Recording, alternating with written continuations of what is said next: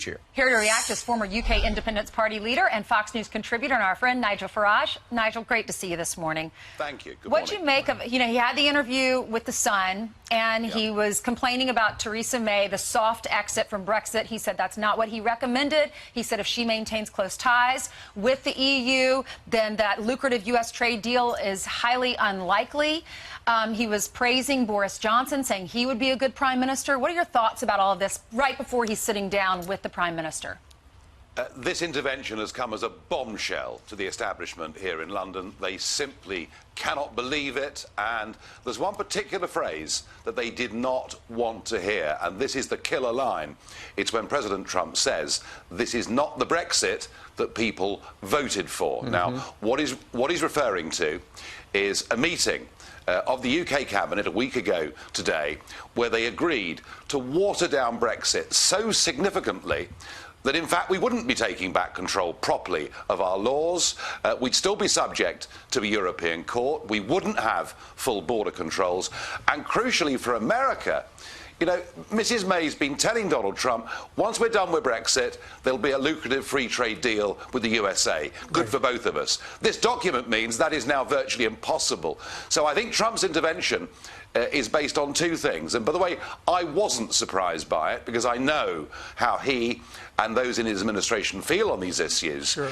Number one, Trump believes in Brexit. He believes in a world of democratic nation states cooperating with each other, not globalist structures like the European Union. And number two, I think he feels that the US administration has been very badly let down.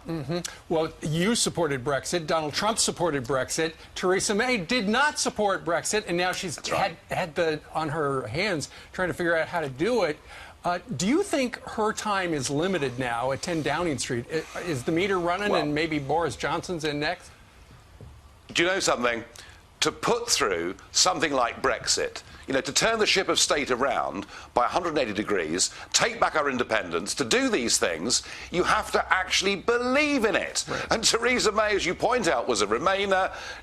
Let's be frank, she's not up to the job. And if she stays as Prime Minister, we are not going to get the Brexit we voted for. The sense of betrayal in this country will be huge. And I very much hope that she's out of office before too long. And yeah, the favourite to succeed her is Boris, and Boris did. And OK, it took a long time, but when it came down to the line, Boris did back Brexit. Nigel, a couple of things. It seems as though behind the scenes, Theresa May did back the president behind closed doors at the NATO summit, and they do seem to be building a personal bond. What was it like when this story broke, do you think, during dinner yesterday? I just can't imagine it. I mean, the scene, Blenheim Palace, the birthplace of Winston Churchill.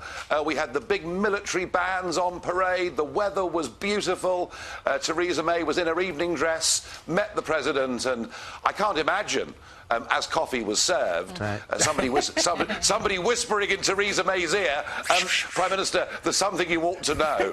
It must have been a very awkward moment. And I have to say, think you want to read the paper in the morning. I'd love to be a fly on the wall right now at the Prime Minister's country residence. Nigel, real quick, I'm so disappointed in the British people protesting our president when they give President Erdogan of Turkey a pass, who jails his opponents and kills Kurds and took over that country. Where was the outrage when he visited? They were upset at our president?